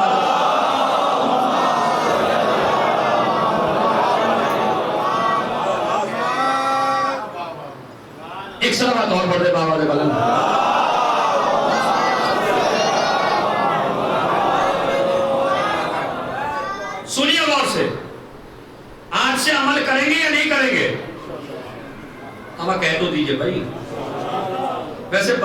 بیچارے متقی زیادہ ہی ہیں، وہ سوچتے جب کرنا ہی نہیں تو کہیں کیوں، خامخواہ جھوٹ بولنا۔ لیکن یہ کوئی بھاری بات نہیں ہے، بھاری کام نہیں ہے۔ نبی نے فرمایا جو انسان رات میں وضو کر کے بستر پہ لیٹ جائے تو ایک تو برے خواب نہیں آتے، خواب میں ڈرتا نہیں ہے، سینے پہ دباؤ نہیں ہوتا ہے۔ یہ جو تعویذ لینے جاتے ہو ان چیزوں کے، اس کا علاج تمہارے ہاتھ میں ہے خود۔ ارے قبلہ ڈر لگتا ہے رات کو، ارے وضو کر کے سوئیے۔ وضو کیسے کریں؟ اب آئیے وضو کیسے کریں۔ سب سے پہلے وضو کا سبب آپ کو بتاتا ہوں۔ جیسے ہی رسول نے فرمایا، جیسے ہی انسان بسم اللہ الرحمن الرحیم کہہ کے پانی اپنے ہاتھوں پہ ڈالتا ہے تو اللہ اس کے وہ سارے گناہ معاف کر دیتا ہے جو اس نے ہاتھوں سے کیے ہیں۔ اور جب یہ پانی چہرے میں ڈالتا ہے تو اللہ اس کے وہ گناہ معاف کرتا ہے جو اس نے آنکھوں سے کیے ہیں۔ اور جب یہ ہاتھوں کو دھوتا ہے تو اللہ اس کے وہ گناہ معاف کرتا ہے جو اس نے ان ہاتھوں سے انجام دیے ہیں۔ اور جب یہ سر اور پیر کا مسح کرتا ہے تو اللہ اس کے وہ گناہ معاف کرتا ہے جو اس نے چل کے کسی پہ ظلم کیا ہے۔ پیروں کے گناہ، آنکھوں کے گناہ، ہاتھوں کے گناہ کس سے پاک ہوتے ہیں؟ ایک وضو سے۔ ایک وضو کا کتنا ثواب ہے پتہ ہے؟ ایک وضو سے اتنا ثواب ہے کہ ہاتھوں کے گناہ، آنکھوں کے گناہ، اگر آنکھ غلط استعمال کی ہے، پیروں کے گناہ معاف ہو جاتے ہیں۔ اور نبی مولا علی کا ایک لقب ہے، بتاؤں آپ کو، قائد غر المحجلین۔ کہیے ایک دفعہ زبان سے، نہیں زور سے کہیے، قائد غر المحجلین۔ وہ کیسے مولا ہی ہو، آپ کو مولا کا نام نہیں یاد ہے بھائی؟ قائد الغر المحجلین۔ قائد مانے، قائد تو جانتے ہیں اردو میں استعمال ہوتا ہے، قائد اعظم، قائد۔ قائد غر، غر کہتے ہیں جس کی پیشانی سے نور نکلے۔ یعنی کیا مطلب؟ چونکہ روایت میں موجود ہے جو انسان یہاں وضو کرتا تھا محشر میں اس کے اسی جگہ سے نور نکلے گا، ہاتھوں سے نور نکلے گا، پیروں سے نور نکلے گا، چہرے سے نور نکلے گا۔ تو حضرت علی ایسوں کے قائد ہیں جن کے چہروں سے نور نکلے، یعنی قائد و غر المحجلین، یعنی وضو کرنے والوں کے قائد۔ اب وہ مولائی کبھی ہو ہی نہیں سکتا جس نے نہ نماز پڑھی ہو نہ وضو کیا ہو۔ دیکھو علی اس کے قائد ہیں جس نے وضو کیا ہو۔ اور حد یہ ہے کہ اگر میں نے آپ کو لوٹا بھی دے دیا، روایت میں نے آج بھی پڑھی آپ کے نصیب سے، روایت میں موجود ہے ایک آدمی جہنم میں موجود ہوگا، اللہ کہے گا کیا تیری کوئی نیکی تجھے یاد ہے تاکہ میں تجھے جہنم سے نکال دوں؟ کہا معبود میں نے اور تو کوئی نیک نہیں کام کیا، لیکن ایک دفعہ ایک بندہ میرے گھر آیا تھا، اس نے کہا مجھے نماز پڑھنی، میں نے لوٹا بھر کے اس کو وضو کے لیے دے دیا، اس نے وضو کر لی، وضو کر کے نماز پڑھ لی۔ اس کے بعد اللہ پوچھے گا اس مومن سے کیا اس نے تجھے پانی دیا تھا وضو کے لیے؟ تو وہ کہے گا ہاں۔ اللہ کہے گا جا میں نے تجھے خالی پانی دینے کی وجہ سے معاف کر دیا، وضو کا پانی دینے کی وجہ سے۔ نبی کہتے ہیں انی لعارف امتی یوم القیامہ بآثار الوضو، میں وضو کے وجہ سے پہچانوں گا اپنی امت کو، کیونکہ میری امت کے چہرے سے۔ اب وضو کیا ہے سنیے، سب سے پہلے تو ہاتھ پیر دھونا واجب نہیں ہے، ہاتھ دھونا واجب نہیں، یہ ہاتھ دھونا بھی واجب نہیں ہے، کرلی کرنا بھی واجب، ناک میں پانی ڈالنا بھی واجب۔ سب سے پہلے کیا کریں، اگر پیر نجیس ہو تو پیر دھو لیں، ہاتھ نجیس ہو ہاتھ پاک کر لیں۔ مستحب کیا ہے؟ پہلے ابھی نیت نہیں ہے، پہلے آپ پانی لیجئے، پانی لینے کے بعد رکھیے، ہاتھ دھوئیے اتنے، یہ گٹوں سے انگلیوں کے سرے تک ہاتھ دھوئیے، ہاتھ دھونے کے بعد 3 مرتبہ کلی کریے، 3 مرتبہ ناک میں پانی ڈالیے. کرلی کرنے کی وجہ سے نہ جانے کتنے مرضوں سے نجات ملے گی، ناک میں پانی ڈالنے سے نہ جانے کتنا ثواب ملے گا. 3 مرتبہ. اس کے بعد چلو میں پانی لیجئے اور نیت کریے وضو کرتا ہوں قربتاً الی اللہ. اگر نماز کا وقت داخل ہو گیا ہے تو واجب کی نیت سے کریے، اگر نماز کا وقت داخل نہیں ہوا ہے تو قربت کی نیت سے کریے. مثلا ظہر کی نماز کے لیے وضو کرنا چاہتے ہیں 11 بجے تو کر لیجئے، قربت کی نیت سے کریے.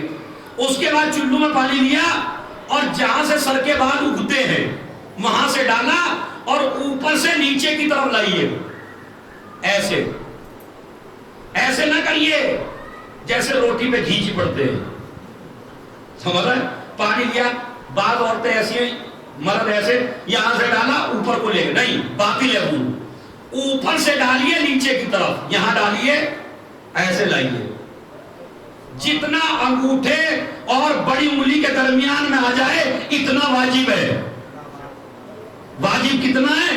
جتنا بڑی انگلی اور انگوٹھے کے بیچ میں آ جائے اتنا چہرہ دھونا واجب ہے. باقی احتیاط مستحب ہے، ایسے بھی کریے تاکہ تمہیں یقین ہو جائے چہرے میں کوئی چیز ایسی نہیں بچی جو آپ نے نہ دھوئی ہو، مگر اوپر سے نیچے کی طرف دھوئیے. 1 مرتبہ دھونا واجب، دوسری مرتبہ دھونا مستحب، تیسری مرتبہ دھونا حرام. 2 مرتبہ ہے، بس 2 مرتبہ دھوئیے. آپ نے دھو لیا. اس کے بعد آپ داہنے ہاتھ میں پانی ڈالیے. مرد ڈالے گا پہلے باہر کی طرف سے، کوہنیوں سے. بعض عورتوں کو، اپنی ماں بہنوں کو میں نے دیکھا بیچ سے ڈال کے اوپر کو لے جاتی ہیں. بعض مردوں کو بھی دیکھا بیچ میں ڈالا اوپر کو، نہیں، باطل ہے وضو. پانی ڈالیے یہاں سے اور ایسے لائیے، ایسے نہ کریے، ایسے لائیے. یہ انگلیوں کے سرے تک انگوٹھی کو ہلا لیجئے، کوئی جگہ ایسی نہ رہے جہاں پانی نہ پہنچے. ٹھیک ہے؟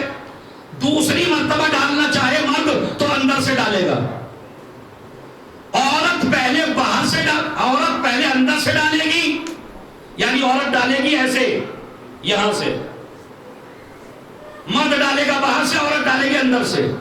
پھر الٹا ہے، مرد دوسری مرتبہ اندر سے، عورت دوسری مرتبہ باہر سے. جس طرح داہنا ہاتھ دھویا اسی طرح بایاں ہاتھ دھوئیے. اس کے بعد سر کا مسح، بالوں کو ہٹا لیجئے اور وضو کا جو ماتھے کا پانی ہے وہ آپ کے ہاتھوں کے پانی سے مس نہیں ہونا چاہیے. پہلے ہی چھوڑ دیجئے تھوڑا سا، چاہے لٹا کے کر لیجئے 3 انگلیاں، چاہے کھڑی کر کے کر لیجئے. اور سر کو نہ ہلائیے، انگلیاں ہلائیے، ایسے لائیے، ورنہ باطل ہے. سر کو نہیں ہلائیں گے، اس کو ہلائیں گے. اس کے بعد بعض لوگ کیا کرتے ہیں، پیروں کا مسح، انگلیوں کے سرے سے لے کے یہ جو اٹھی بھی جگہ ہے یہاں تک، مگر پیر نہیں ہلے گا، ہاتھوں کو حرکت دیں گے. بعض ایسے کر دیتے پیر ہلا دیتے، نہیں، ایسے کریں گے اور یہاں تک لائیں گے. یہ ہو گیا آپ کا وضو. اسی میں پہلا واجب ہے نیت، دوسرا واجب ہے چہرہ دھونا، تیسرا واجب ہے ہاتھ دھونا، چوتھا واجب ہے سر کا مسح، پانچواں واجب ہے پیروں کا مسح، چھٹا واجب ہے ترتیب. ترتیب کا مطلب یہ ہے آپ غلام ہو، اپنی مرضی سے وضو نہیں کر سکتے، ایسے نہیں کر سکتے پہلے ہاتھ دھو لیے بعد میں چہرہ. اب سمجھے کتنے مجبور ہو. ارے توجہ چاہتا ہوں، جس آدمی کو وضو بھی اپنی طرف سے کرنے کا اختیار نہیں ہے اسے خلیفہ بنانے کا اختیار کیسے؟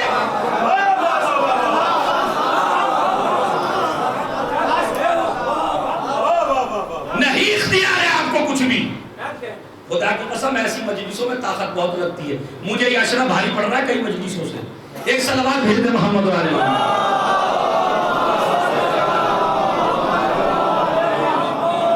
ایک صلوات اور سہارا دے دیجئے بآواز بلند.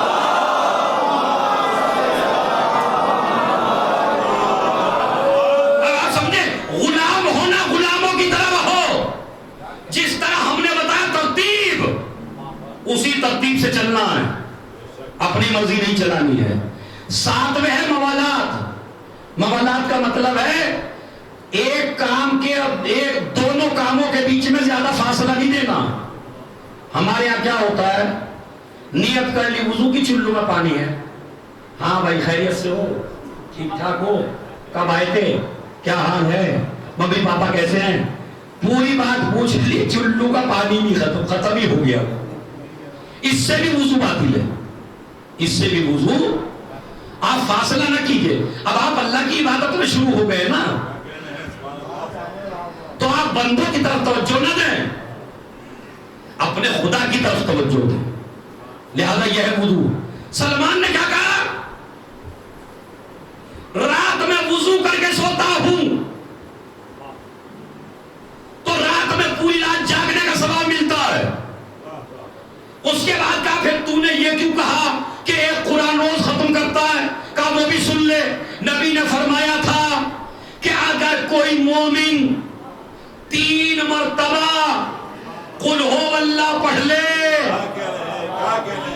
تو 3 مرتبہ قل ہو اللہ میں پورے قرآن کا ثواب ہے۔ اب تک میں نے آپ کی خاموشی برداشت کر لی، اس پہ نہیں کروں گا میں۔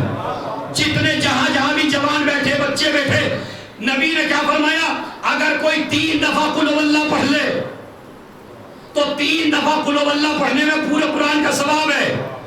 1 مرتبہ قل ہو اللہ پڑھا، 1/3 قرآن ختم، 2 دفعہ پڑھا 2/3 قرآن ختم، 3 دفعہ پڑھا پورا قرآن ختم، 3 دفعہ قل ہو اللہ پڑھا۔ اب آئیے حدیث میں نے آپ کی خدمت میں پہلی مجلس میں بیان کی تھی، نبی نے کیا فرمایا، جو کچھ پوری کائنات میں ہے وہ قرآن میں ہے، جو کچھ قرآن میں ہے وہ سورہ الحمد میں ہے، جو کچھ سورہ الحمد میں ہے وہ بسم اللہ میں ہے، جو بسم اللہ میں ہے وہ بے کے نقطے میں ہے، اور وہ بے کا نقطہ نہیں ابھی نہیں، وہ بے کا نقطہ میں ہوں۔ اب آپ کی سمجھ میں آیا، ہم اپنے مرحومین کو جب سورہ فاتحہ پڑھتے ہیں تو طریقہ کیا ہے پڑھنے کا، 3 دفعہ صلوات پڑھیے، 1 دفعہ الحمد پڑھیے، 3 دفعہ قل ہو اللہ پڑھیے۔ کیوں؟ ایک قرآن ختم ہوتا ہے الحمد میں، ایک قرآن ختم ہوتا ہے 3 دفعہ قل ہو اللہ میں۔ تو یہ ایسے ہی نہیں پڑھی جاتی سورہ فاتحہ مرحوموں کے لیے، بلکہ اس لیے پڑھی جاتی ہے تاکہ ہر آدمی 2 قرآن اپنے مرنے والوں کو پہنچا دے۔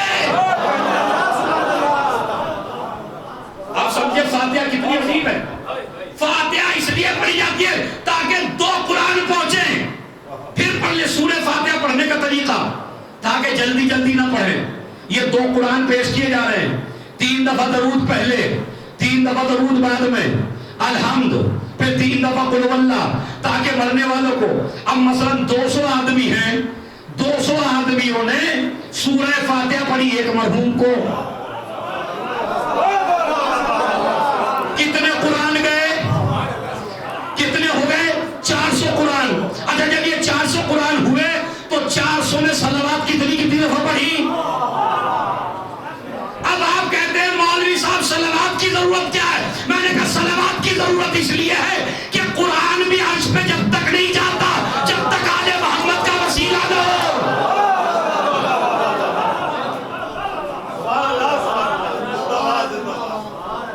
قل ہو اللہ احد۔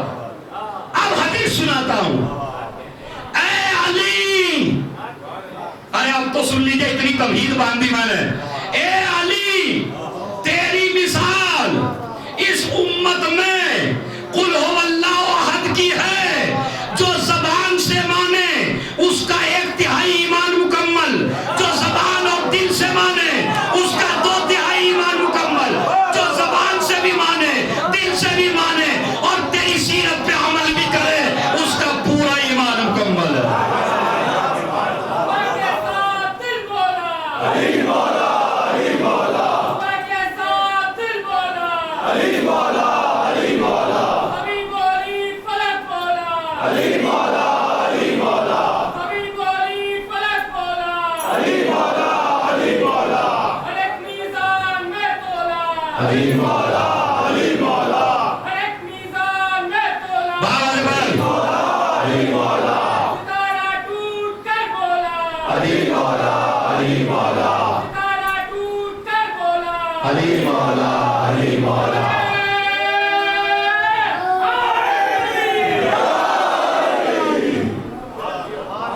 اتنی تیزی سے صلوات پڑھ دیجئے.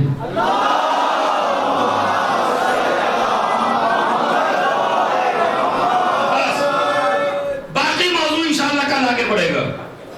اے علی تیری مثال قل هو اللہ احد جیسی ہے. قل هو اللہ احد کے اگر فضائل پڑھنے لگوں تو خدا کی قسم مجلس سے جب اٹھو گے یہ کہے گے کھانا چھوڑ دیں گے مگر قل هو اللہ نہیں چھوڑیں گے. یہ ہے قل هو اللہ کے فضائل. اور میرے مولا کو بہت پسند تھا قل هو اللہ. قل هو اللہ احد. میں نے آج روایت میں پڑھا, جب میں اپنے گھر سے آیا یہاں مجلس پڑھنے کے لیے تو میں نے سرچ کر کے دیکھا گوگل پر فضائل قل هو اللہ. تو عربی کتابوں سے میں نے سرچ کیا تو اس میں مجھے ایک روایت ملی کہ اگر کوئی آدمی 3 دن تک قل هو اللہ نہ پڑھے تو وہ اگر مر گیا ان 3 دن میں تو کافر کی موت مرے گا. بڑی عجیب غریب روایت ہے واقعی. عجیب, میں نے بھی عجیب پڑھی ہے قل هو اللہ. اسی لیے آپ نے دیکھا جب بھی آپ نماز پڑھتے ہیں تو سورہ الحمد کے بعد دوسری رکعت میں قل هو اللہ. پہلی رکعت میں انا انزلنا, دوسری میں قل هو اللہ. کچھ جاہل بیچاری عوام یہ کہہ دیتی ہے مولوی کو اس کے علاوہ کچھ یاد ہی نہیں ہے, ہمارے پیش نماز تو یا قل هو اللہ یا انا انزلنا. ارے بھائی شریعت کا حکم ہے یہ پڑھو. کیوں؟ قل هو اللہ ہے علی کو پسند, انا انزلنا ہے زہرا. سورہ قدر یعنی انا انزلنا یہ جناب زہرا سے مخصوص ہے. تو ایک سورہ علی کا ہو نماز میں, ایک سورہ زہرا کا ہو, تبھی تو نماز مکمل ہو. تو انشاءاللہ کل میں بیان کروں گا مسئلہ شریع کیا ہے. لیکن ہاں عزیزو, شباہت کی بات چل رہی ہے, تیری مثال قل هو اللہ احد جیسی ہے. اور جب شباہت کی بات آ گئی تو آج تذکرہ شبیہ پیغمبر. کون؟ علی اکبر. یہ بھی میری ماں بہنیں میسج لیں اور آپ جوانوں میسج لینا, اور جن کی شادیاں محرم کے بعد ہوگی یا جن کی ہو چکی ہیں, جن کے ولادت ہونے والی ہو, وہ میرا اس میسج کو غور سے سنیں اور لے جائیے اس کو لکھ کے. امام حسین کے کتنے بیٹے تھے؟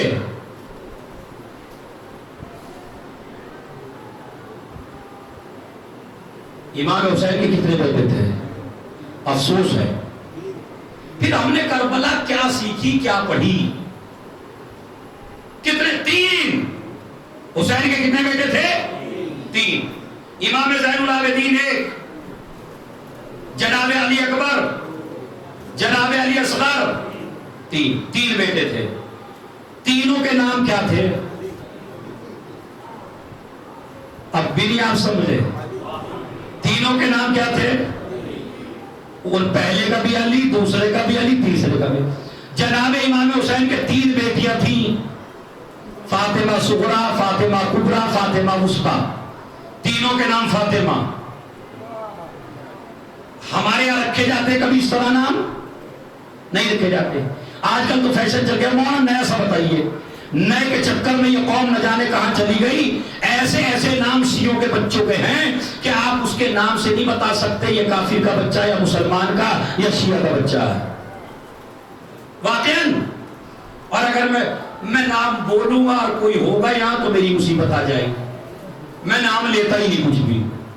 ہاں پھنس جا, ایک جگہ پھنس چکا ہوں میں. اب اس کے ماں باپ بھی آ گئے وہاں, کہہ رہے تھے ہمارے بچے کا کن نے بتایا تھا آپ کو؟ ارے میں نے کہا میں تو قسم کھاؤں مجھے کسی نے نہیں بتایا, میں تو ویسے ہی لے تھی. تو میں نام لے کے پھنسنا نہیں چاہتا ہوں. ایسے ماں کی خواہش ہے نیا نام ہو, نئے کے چکر میں نہ پڑو, نام ہمیشہ دینی رکھو. حسین کے 3 بیٹے, تینوں کے نام علی. اور جب مروان نے کہا امام زین العابدین سے آخری جملہ ہے, میں اپنی طاقت پوری لگاتا ہوں روایت پڑھنے میں, آپ اپنی پوری طاقت لگائیے اس روایت کو سننے میں, اور اس کے بعد مسائل. اے زین العابدین تیرے باپ کو کیا ہو گیا؟ مروان ولمون کہتا ہے, مروان ولمون کہتا ہے تیرے باپ کو کیا ہو گیا کہ تیرا باپ اپنے سب بچوں کے نام علی رکھتا چلا جا رہا ہے. زین العابدین نے اپنے باپ سے کہا بابا حسین, مروان اعتراض کر رہا تھا, تیرے باپ کو کیا ہو گیا؟ تیرا باپ سب کے نام علی رکھتا ہے. میرے مولا نے زانو پہ ہاتھ مار کے کہتا ہے کہ اگر اللہ مجھے 100 بیٹے بھی دے تو میں اپنے 100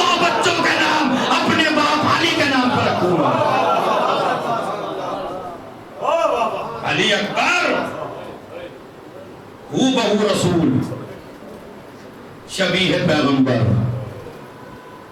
बिल्कुल शबीह थे रसूल की। मदीने के काफले आते थे हुसैन के दरवाजे पर और आके कहते थे हुसैन हमें अकबर से मिलना है। इमाम हुसैन कहते थे अकबर से क्या काम है? कहा हमने सुना है रसूल की शबीह है। अब मुझे नहीं पता आप कितना रोएंगे, लेकिन आज तो 6 मुहर्रम है ना, और सबसे सख्त शहादत है। क्या? खूब रोइए और ये न देखिए कौन रो रहा नहीं रो रहा, ये सोच के पूछा दीजिए न जाने कौन मर जाए, न जाने कौन जिंदा रहे। अगले बरस जिएंगे तो अकबर पर रोएंगे। हुसैन हमने सुना है तेरा लाल बिल्कुल रसूल जैसा है। हुसैन अकबर को बुलाते थे, वो ज़ियारत करते थे, चले जाते थे। एक ईसाई आया मस्जिद नबवी में और उसने आके कहा मुझे हुसैन से मिलना है। इमाम हुसैन को बुलाया गया। इमाम हुसैन से कहता है मैं आपके हाथ पे बैत करना चाहता हूं। कहा क्यों? कहा रात मैंने आपके नाना को ख्वाब में देखा है। जनाब ईसा आए और उन्होंने कहा कि जब तक तू रसूल का कलमा नहीं पढ़ेगा तू जन्नत में नहीं जा सकता, और रसूल का जानशीन है जब उसके हाथ पे बैत कर ले। फर्जंद रसूल हाथ बढ़ाइए, मैं मुसलमान होना चाहता हूं। इमाम हुसैन ने हाथ बढ़ाया, उसने इस्लाम कबूल किया। एक मरतबा मेरे मौला ने कहा क्या वाकई तूने मेरे नाना को ख्वाब में देखा है? कहा बिल्कुल हुसैन, ऐसी आंखें थी, ऐसी जुल्फे थी, ऐसा चेहरा था, ऐसे रुखसार थे, ऐसा नूर था। इमाम ने कहा अगर मैं तुझे अब रसूल को दिखाऊं तो? कहता दिखाइए। इमाम हुसैन ने गुलाम को हुक्म दिया, गुलाम अली अकबर को लेके आया। अली अकबर की उम्र 2 साल की थी। मां ने चेहरे पे दुपट्टा डाल दिया था। हुसैन ने आहिस्ता आहिस्ता दुपट्टे को हटाया। एक मरतबा जैसे ही देखा, देख के बेहोश हो गया, गिर गया। इमाम हुसैन होश में लाया, कहने लगा हुसैन बिल्कुल ऐसा है जैसे रसूल, थोड़ा सा भी फर्क नहीं है हुसैन बिल्कुल। कहा अच्छा? कहता हुसैन एक दुआ कर दीजिए, अल्लाह मुझे भी ऐसा ही बेटा दे जो इतना ही खूबसूरत हो।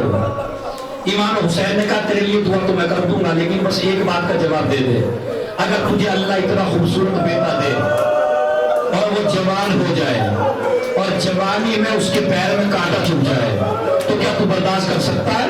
उसने कहा नहीं मौला, मैं मर जाऊंगा मगर अपने जवान बेटे के पैर में कांटा बर्दाश्त नहीं कर सकता। मेरा मौला रो के कहता है तू तो कांटा भी बर्दाश्त नहीं कर सकता। अरे मैं तो एक जवान के सीने में सरफीन के रोइए का ली दो, शर्म न कीजिएगा बिल्कुल रोने में। मैं तो इस जवान के सीने में बच्चे का फल देखूंगा। 9 मुहर्रम आ गई, लैला अकबर को लेकर बैठ गई, मेरे लाल मेरे दूध की लाज रख लेना, बाप पे अपनी जान कुर्बान कर देना। लो अजीजों, ओनो मोहम्मद के लाशें आ गए, कासिम के टुकड़े आ गए, अब्बास के बाजू कट गए। अकबर आए बाप की खिदमत में, बाबा मुझे मरने की इजाजत दे दीजिए। तो एक मरतबा हुसैन कहते हैं मेरे लाल अगर इजाजत लेना ही है तो उससे ले जिसने 18 साल पाला है। ज़ैनब फूफी की खिदमत में आए और फूफी के जालू पर सब लग के लेट गए और एक मरतबा फूफी की गोद में बैठे और एक सवाल किया, फूफी अम्मा एक सवाल का जवाब देंगी? कहा क्या मेरे लाल? कहा ये बताइए आपका रुतबा ज्यादा है या दादी फातिमा का? कहा मेरी माँ का रुतबा ज्यादा है। कहा आपके लाल का रुतबा ज्यादा है या फातिमा के लाल का? कहा फातिमा के लाल का रुतबा ज्यादा है। कहा फूफी अम्मा अपने लाल को फातिमा के लाल पे कुर्बान कर दीजिए। कहा बेटा मतलब क्या है? कहा फूफी अम्मा मुझे मरने की इजाजत दे दीजिए। एक मरतबा ज़ैनब तरफ गई, अरे मेरे लाल, अरे क्या 18 साल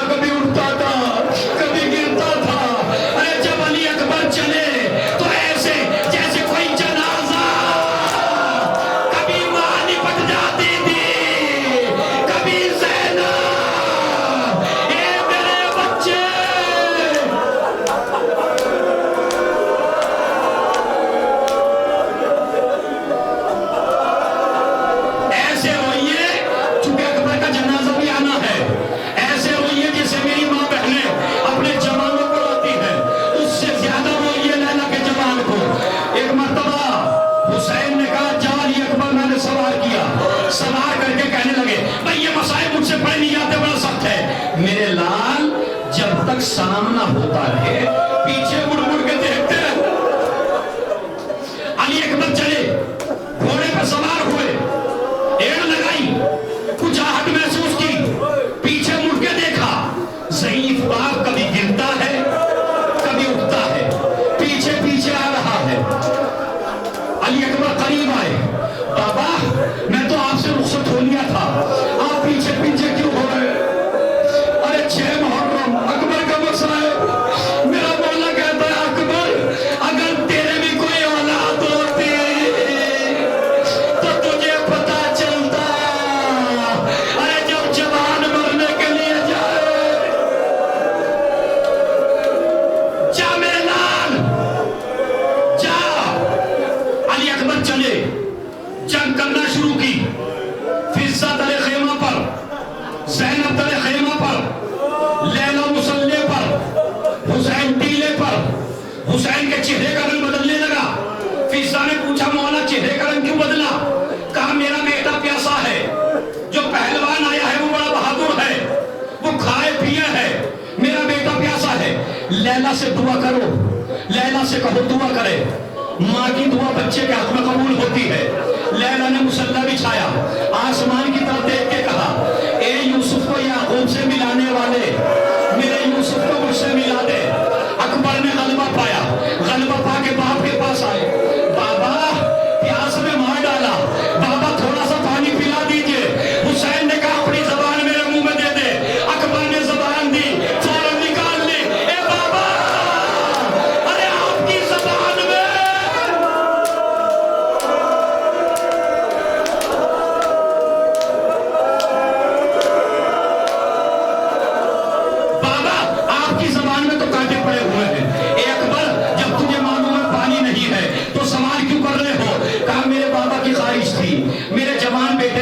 سوال نہیں کیا تاکہ میرے باپ کے دل میں تمنا نہ رہ جائے، تاکہ میں اس لیے سوال کیا۔ علی اکبر چلے، جنگ کرنا شروع کی، میدان کارزار میں پہنچے، حسین ٹیلے پہ کھڑے ہو گئے، فضہ باہر کھڑی ہو گئی، زینب تلے خیمہ پہ کھڑی ہو گئی۔ نہ جانے علامہ زرزیدی کہتے ہیں نہ جانے حسین نے کیا دیکھا کہ ایک آواز آئی علیہ السلام یا ابتا، بابا جوان کا آخری سلام لے لو۔ حسین ٹیلے پر گرے، فضہ زمین پر گری، زینب تلے خیمہ پر گری، لیلا مصلی پر۔ اے پروردگار، ارے روئیے روئیے بھائی۔ ایک مرتبہ حسین چلے بیٹے کی آواز پر، جوان لال ہے نا، جوان لال کی آواز پر چلے حسین، مگر ایک جملہ ہے، مقتل کہتا ہے، حسین کہتے ہیں میرے لال تیرے جانے سے میری بینائی چلی گئی۔ حسین کو نظر نہیں آ رہا، بیٹا چلوں تو کیسے چلوں؟ میر انیس کہتے ہیں جا کر صفوں کے پاس پکارے باشکوا، ہے کس طرف میرے علی اکبر کی قتل کا؟ اے ظالموں یہ شب ہے کہ دن ہو گیا سیاہ، ارے کس ابر میں چھپا ہے میرا 14ویں کا ماں، بتلاؤ جان ہے کہ نہیں جس میں زہر میں، ارے زخمی پڑا ہے شیر میرا، کس کچھار میں لاشیں پسر کو ڈھونڈتے تھے شاہ بیروبر، سر پیٹنے کی جاہ کے ہنستے تھے اہل چر، کہتا تھا شمر ہے پسر سید البشر، کس کو حضور ڈھونڈتے ہیں مر گیا پسر،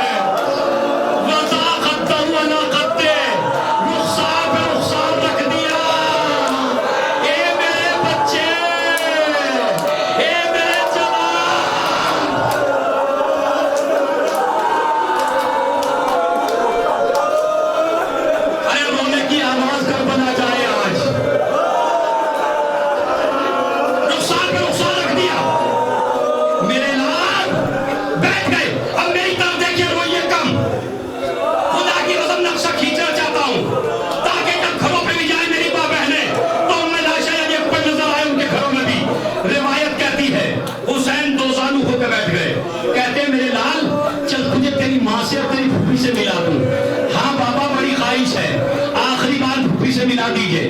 حسین نے ایک ہاتھ ٹانگوں میں ڈالا, ایک ہاتھ گردن میں ڈالا, ضعیف باپ نے جوان کو اٹھایا,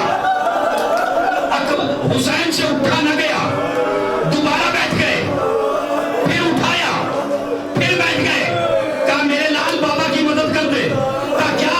کہا اپنے دونوں ہاتھ میری گردن میں ڈال دے. علی اکبر نے ایک ہاتھ ڈالا, ایک ہاتھ سینے پر رکھا تھا, کہا میرے لال باپ سے نہیں اٹھو گے, دوسرا ہاتھ بھی ڈالو. کہا بابا سینے کی علی برچھی کا پھل سینے میں موجود ہے. حسین نے ہاتھ اٹھایا, خدا وہ منظر کسی باپ کو نہ دکھائے جو حسین نے دیکھا. ایک مرتبہ علی اکبر کو لٹایا, لٹانے کے بعد برچھی میں ہاتھ ڈالا, دو زانو ہو کے بیٹھے, نجف کا رخ کیا, بابا درے خیبر اٹھایا.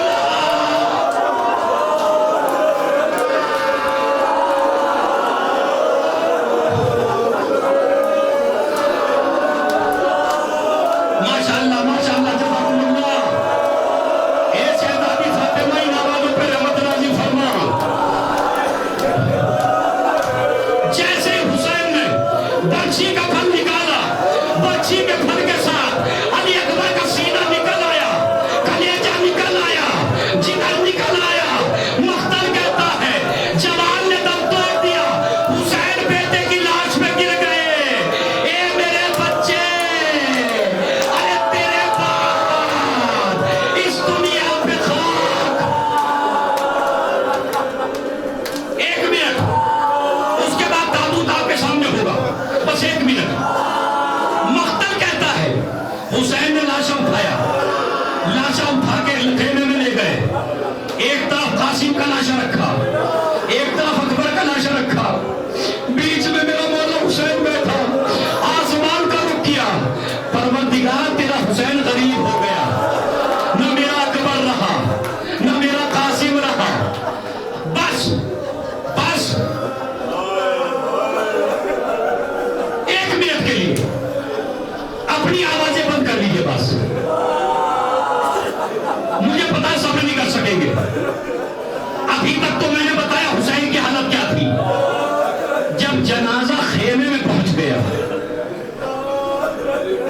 جنازے پر زینب, جنازے پر ام کلثوم, جنازے پر فضہ, جنازے پر ام فروا, جنازے وہ ساری بیویاں رو رہی ہیں جس طرح ہمارے یہاں سہن خانہ میں جنازہ رکھتے ہیں اور روتے ہیں. زینب پچھاڑے کھا رہی ہے, ام کلثوم بیٹھ کر رہی ہے, فضہ رو رہی ہے. جنازہ رکھا ہوا ہے,